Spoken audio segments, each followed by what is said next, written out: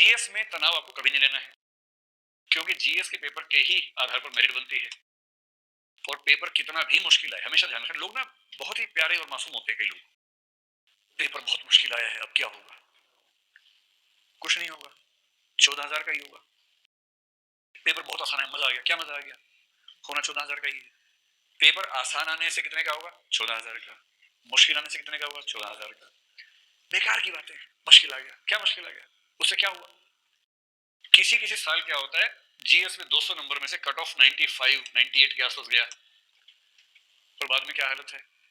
पिछले 2-3 साल से कट ऑफ कितना चल रहा है? 85 के आसपास चल रहा है 200 में से। और इस साल जो पेपर हुआ है, कहने वाले कह रहे हैं कि कट ऑफ 75 के आसपास है, पर मैं मान के चल रहा हूँ 75-80 के बीच में कहीं होना चाहिए। क्या हो गया उससे? पेपर मुश्किल आया, कट ऑफ नीचे चला गया। जब सिलेक्शन की सीट फिक्स हैं तो इस बात से क्या फर्क पड़ता है कि पेपर कैसा आया? इसलिए जीएस में इस बात से बेपरवाह रहना है कि पेपर कैसा आया। तो यही दो बातें स्पष्ट कर रहा हूं आपको। एक नेगेटिव मार्किंग नाम की चीज होती है इसमें, जानते हैं क्या होता है नेगेटिव मार्किंग? नेगेटिव मार्किंग का मतलब यूपीएससी में ये होता है कि अगर आपने एक सवाल ठीक किया और 3 सवाल गलत किए, तो 3 गलत सवाल कुल मिलाकर उतना नुकसान कर देंगे जितना एक सही सवाल से फायदा हुआ था। बड़ा साइंटिफिक है यूपीएससी का सिस्टम कि 4 ऑप्शन है। अगर आपको कोई सवाल बिल्कुल नहीं आता और आपने तुक्का लगा दिया, तो सही होने की संभावना कितनी है? 4 में से 1। तो 4 में से 1 ठीक हुआ, और 3 और सवाल आपने किए, वो 3 गलत हो गए। तो 1 सही और 3 गलत, वैल्यू बराबर, काम खत्म। पर्पस सिंपल सा है कि अगर आप खालिस तुक्का लगा रहे हैं तो उसका ना फायदा हो ना नुकसान हो। टाइम का नुकसान हो जाएगा आपको, लेकिन वैसे फायदा नुकसान नहीं होगा। अब इस चक्कर में बच्चे क्या गलती करते हैं? कई होते हैं बहुत ही मतलब खालिस और बेमेल किस्म के लोग, मैं वही सवाल करूंगा जो मुझे ठीक से आता होगा, बाकी को हाथ ही नहीं लगाऊंगा, क्योंकि मैं ईमानदार आदमी हूं, इंटीग्रिटी वाला आदमी हूं।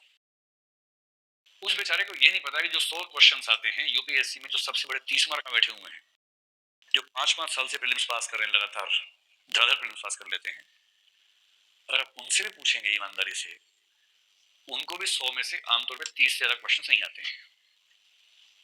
30 बहुत ज्यादा बोल रहा हूं मैं।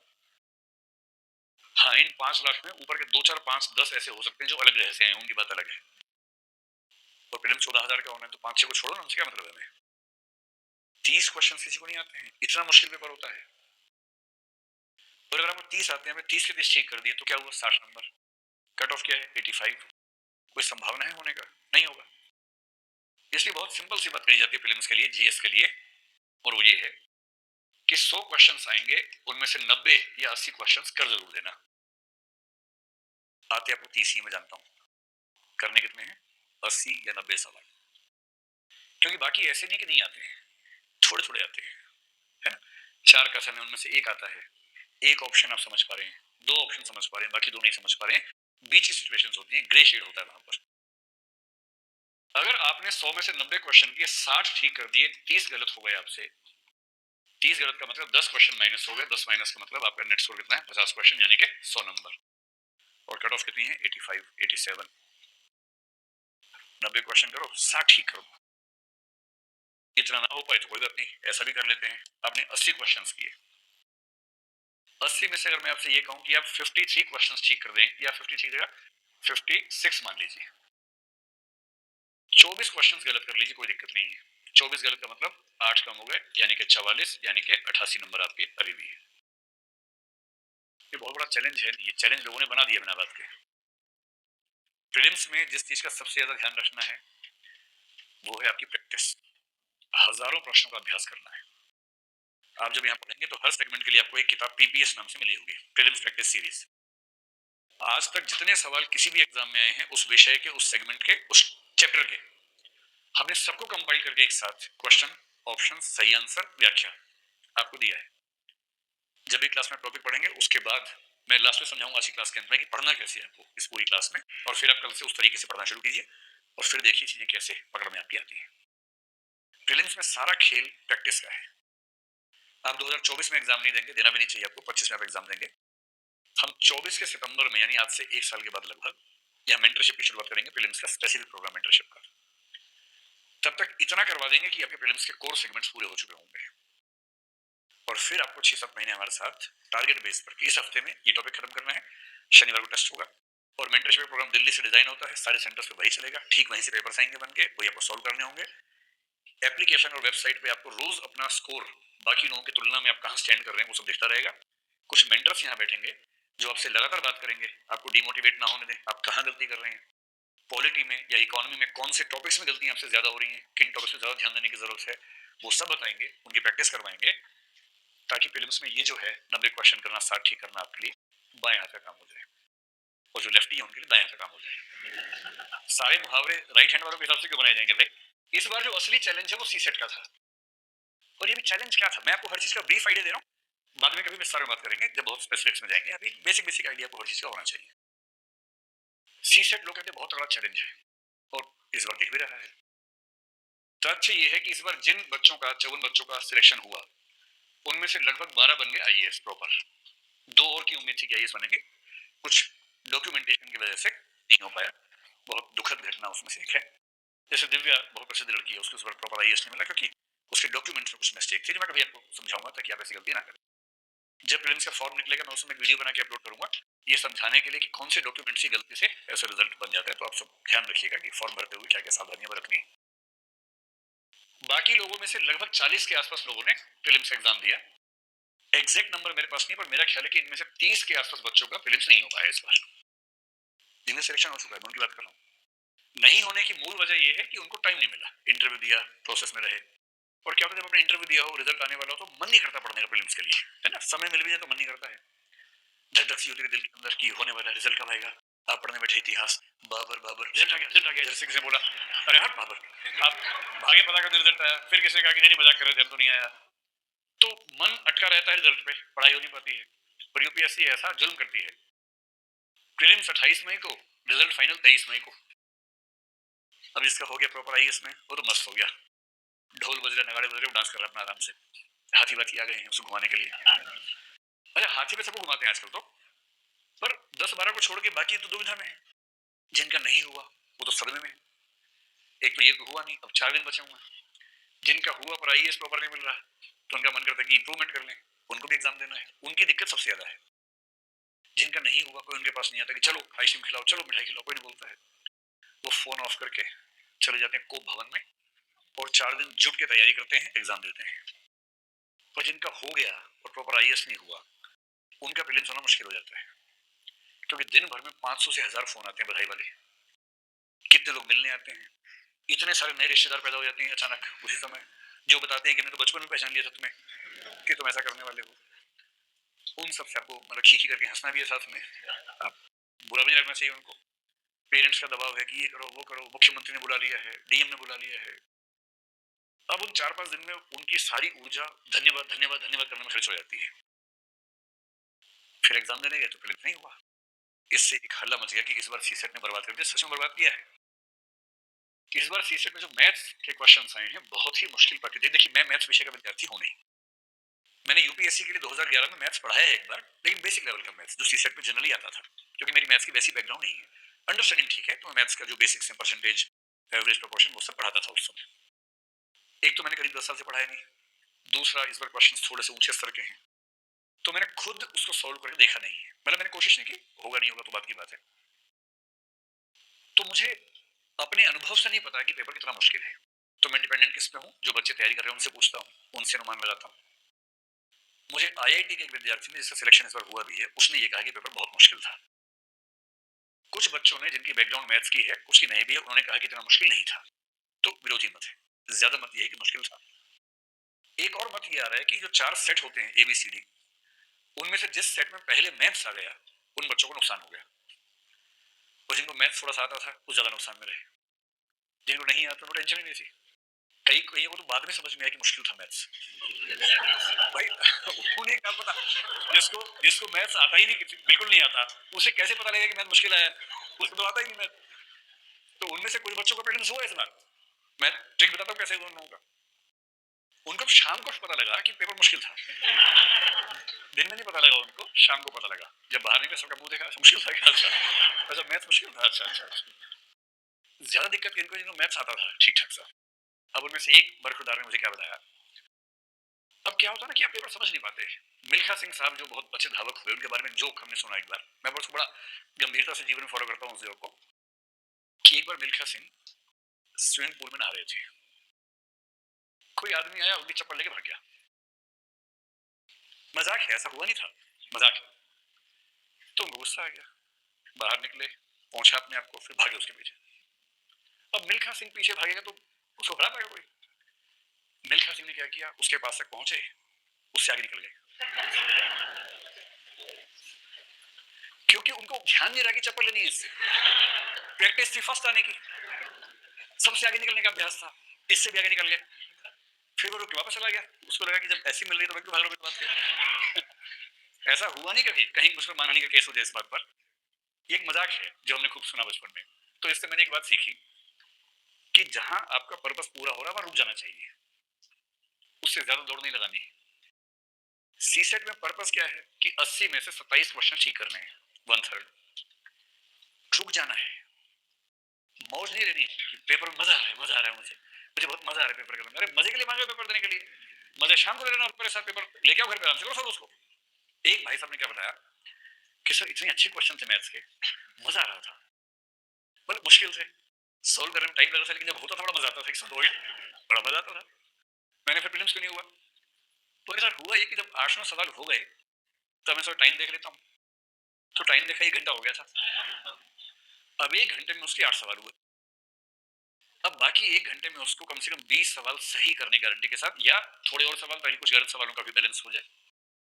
पर अब मैं इतना उस समय परप्लेक्स हो गया, दुविधा में आ गया, समझ नहीं पड़ सके मैं क्या करूं, मैथ्स करूं कि मैथ्स छोड़ूं, रीजनिंग की तरफ गया।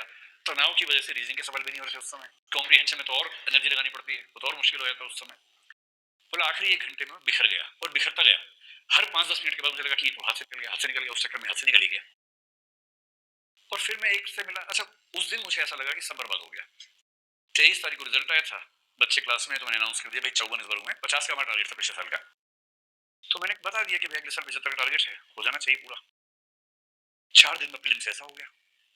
हमारी मेंटरशिप टीम ने एकदम मतलब मरघट वाले भाव से फोन किया, जैसे वो कब्रिस्तान से फोन कर रहे हो कि सर सबकी कब्रें खुद गई हैं, आपने बोल दिया 75, यहाँ तो प्रीलिम्स से 75 को तो हमें दिख रहा है, और हिंदी मीडियम का अनुपात प्रीलिम्स में बहुत कम है। उसके बाद आपको बड़ा आश्चर्य होने वाला, मैं अगर आपको ये बताऊं कि मेंस और इंटरव्यू में इस समय हिंदी मीडियम का अनुपात इंग्लिश मीडियम से अच्छा है। अभी आपको समझाता हूं, तथ्यों के साथ समझाता हूं, गप नहीं मारनी है, तथ्यों पर बात करनी है, फैक्ट्स पर बात करनी है। जब प्रीलिम्स ही नहीं होगा किसी का तो हम क्या मेंस कर लेंगे, इंटरव्यू कर लेंगे? तो उस दिन मैंने फिर बड़े गुस्से में अपने क्लास में एक स्टेटमेंट दी यूपीएससी के बारे में, वो फिर क्लिप बन गई, चेहरा हटा के क्लिप बनाई किसी बदमाश ने, क्योंकि वो ऐप में था, वो पब्लिक वो नहीं था। और ऐप में क्या होता है कि अगर वो चेहरे के साथ बनाएगा तो उसका नाम लिखा हुआ था साथ में, उस भाई ने वो हटा के साउंड निकाल दी। फिर देखते देखते राष्ट्रीय आपदा हो गई, प्रीलिम्स का पेपर, एक दो बड़े राजनीतिज्ञों ने उसको शेयर कर दिया, तो बड़ी तबाही आजकल कुछ भी बोलने में, तो बड़ा ध्यान रखना पड़ता है, बहुत ध्यान रखना पड़ता है, आपको अंदाजा है। पहले तो हम लोग अध्यापक लोग थोड़ा मौज मस्ती में रहते थे, क्लास में खुल के हंसी मजाक होते थे। अब हर बात बोलते हुए ध्यान रखना पड़ता है, कौन क्लिप बनाएगा, कहाँ से काटेगा, और उसके बाद क्या क्या होगा, कौन सी जेल से बुलावा आएगा, फिर उसके बाद ये सब भी ध्यान रखना पड़ता है। उसके 4 दिन बाद, मतलब सॉरी प्रीलिम्स हुआ 28 मई को, हम परेशान थे कि इस बार कैसे करेंगे मैनेज, घोषणा दी कर दी है। तो हमने 2 स्टेप्स लिए। पहला स्टेप, अस्मिता एक प्रोजेक्ट आप जानते हो कि शायद चल रहा है हमारा, तो हमने अस्मिता का एक नया फेस शुरू किया, अस्मिता मीन्स, और घोषणा की पूरे भारत में हिंदी माध्यम का कोई भी बच्चा अगर मेंस की तैयारी कर रहा है दिल्ली आ जाए, हम अपने हॉस्टल में रखेंगे, रहना खाना और मेंटरशिप में पढ़ाई करवाएंगे, सिलेक्शन की लगभग कोशिश करेंगे हो ही जाए। क्योंकि हमें चिंता ये भी थी कि शायद रिजल्ट प्रीलिम्स से बहुत कम ना हो, ताकि जो बच्चे हैं कम से कम उनको तो पूरा मौका मिले। फिर इंटरेस्टिंग घटना एक और घटी। आजकल तो प्रीलिम्स का रिजल्ट 15-17 दिन में आ ही जाता है, तो 15 जून से पहले शायद रिजल्ट एक दिन पहले आ गया था, 12 के आसपास मेरे ख्याल से, जो भी डेट लगी होगी। तो जब रिजल्ट आया तो मैंने अपने मेंटरशिप के मुखिया से पूछा कि आपके जो स्टूडेंट थे, करीब 400 सीरियस स्टूडेंट्स हमारे पास से प्रीलिम्स दे रहे थे इस बार, पिछली बार भी दिया था, पिछली बार 10% के आसपास रिजल्ट था, 47 का सिलेक्शन प्रीलिम्स में हुआ था, जो कि कम था। गलती ये थी कि हमने सीसेट पे कम ध्यान दिया था पिछली बार, इस पर खूब ध्यान दिया था सीसेट पे, तब भी वो चिंतित तो थे ही। और जब रिजल्ट पूछा उनसे, मतलब थे तो 1000, जो सीरियस बच्चे लगातार टेस्ट दे रहे थे वो 400 के आसपास थे। बहुत आश्चर्य की बात है कि उन 400 में से 175 का प्रीलिम्स हो गया था, इस बार की बात कर रहा हूँ 2023 की। और इससे हमें एक बात समझ में आ गई कि प्रीलिम्स कितना भी मुश्किल हो, अगर स्ट्रेटेजी ठीक है तो रुकेगा नहीं। इन बच्चों ने स्ट्रेटेजी पे जम के काम किया था। कौन सा, मैं बहुत ब्रीफ आपको बता रहा हूँ 2 मिनट में, आगे इसको हम फॉलो करेंगे। इनको ये ठीक से समझ में आ गया बच्चों को कि भाई प्रीलिम्स में टॉप नहीं करना है, जो चप्पल लेके भाग रहा है उसे बस रुक जाना है, आगे नहीं निकलना है उससे, बाहर रुक जाना है। कितना सिंपल फंडा उन बच्चों का है। 80 क्वेश्चंस आते हैं, अगर आप 80 क्वेश्चंस करना चाहेंगे तो धुआं निकल जाएगा दिमाग का। वहां पर मुश्किल सवाल है, गलती होने का खतरा होता है। एक क्वेश्चन सही के बदले गलत होते ही आपको मतलब इतना भारी नुकसान हो जाता है। 2.5 नंबर तो गए आपके, पहले गए 0.8 से ऊपर से और माइनस हो गया, लगभग 3.3 मार्क्स का नुकसान। एक ऐसा क्वेश्चन जो सही हो सकता था गलत हो गया, उससे हो जाता है। और चौथाई नंबर से लोग प्रीलिम्स से बाहर निकलते हैं, हजारों की संख्या में निकलते हैं। तो समझदार लोग क्या करते हैं, स्ट्रेटेजी। मैंने आपसे बार बार कहा कि पढ़ाई से ज्यादा महत्व किस चीज का है, स्ट्रेटेजी का है, किसका है, अभ्यास का है। समझदार लोग 80 में से केवल 40 क्वेश्चंस करते हैं, 40 को हाथ ही नहीं लगाते। इसलिए किनका हुआ, मैथ्स छोड़ो, मैथ्स छोड़ो छोड़ो छोड़ो छोड़ो छोड़ो, रीजनिंग हाँ पकड़ लो, सॉल्व किया। इन्हें पता ही नहीं कि पेपर मुश्किल है, क्योंकि मुश्किल तो मैथ्स था। वो ये पहली कसम खाए गए थे करना ही नहीं, जब करना ही नहीं तो टेंशन लेनी। मुश्किल ये है कि पहले मैथ्स में क्वेश्चन करीब 25-28 आते थे। आजकल क्या हो गया कि मैथ्स के क्वेश्चंस कभी कभी बढ़ के 35 से 40 तक चले गए हैं। मैथ्स का मतलब maths, data interpretation, data sufficiency, इसको मिला के बोल रहा हूं मैं। अब आप में 3-4 तरह के लोग हैं। एक वो जिनको मैथ्स अच्छा लगता है, समझ में आता है। एक जिनको बहुत अच्छा नहीं लगता पर हाँ समझ में आ जाता है, कुछ लोग ऐसे भी होंगे। एक ऐसे हैं कि अच्छा भी नहीं लगा, समझ भी नहीं आया, पर क्षमता है, कोई पढ़ाएगा तो समझ में आ जाएगा। आप में से 10-15 बच्चे ऐसे होंगे जिनको मैथ्स से ना एलर्जी है, ना आया है ना आएगा, उसूल है उनका, उसूलों के पक्के हैं कि हमने जिंदगी में गणित नहीं किया, इश्क में गणित नहीं किया, तो पढ़ाई में कैसे कर लो भाई। कुछ ऐसे भी लोग होते हैं। तो आप में से कितने बच्चों को गणित से दिक्कत है, मैथ से दिक्कत है, ऐसा कम ही लोग हैं। और कितने लोगों को मैथ से मोहब्बत है, वाह क्या बात है। गणित से मोहब्बत का मजा अलग ही है। कुछ दार्शनिक कहते हैं, जैसे शायद गैलीलियो ने पहली बार ये बात कही, न्यूटन ने भी कही। उन्होंने कहा कि अगर आप भगवान की भाषा समझना चाहते हैं तो मैथ्स पढ़ो। नहीं, हंसने की बात नहीं, बड़ी गहरी बात है। उन्होंने कहा भगवान ने इस दुनिया को इतना सिस्टमेटिक बनाया है कि वो अवश्य ही एक महान गणितज्ञ रहा होगा, और एक महान गणितज्ञ को समझने के लिए गणित के रास्ते से ही जाना पड़ेगा। So mathematics is the language of God, and if you want to understand God you have to understand mathematics. कुछ लोग ये बोलते हैं गणित ईश्वर की भाषा है, ऐसा बोलते हैं कई लोग। और इसलिए मैथ्स जब होने लगता है ना, उसमें जो आनंद है वो आनंद फिर किसी चीज में है नहीं, इतना सुख उसमें है। लेकिन किसी किसी को मैथ्स से दिक्कत है तो है, क्या करें, अब है दिक्कत तो है। तो जिनको मैथ्स आता है उनको बस ये करना है कि मोहब्बत परीक्षा मैथ्स से नहीं करनी है कि मजा आ रहा है, मजा आ रहा है ना, मजा के चक्कर में 1 घंटे में 8 क्वेश्चन होते हैं, वो नहीं करना है।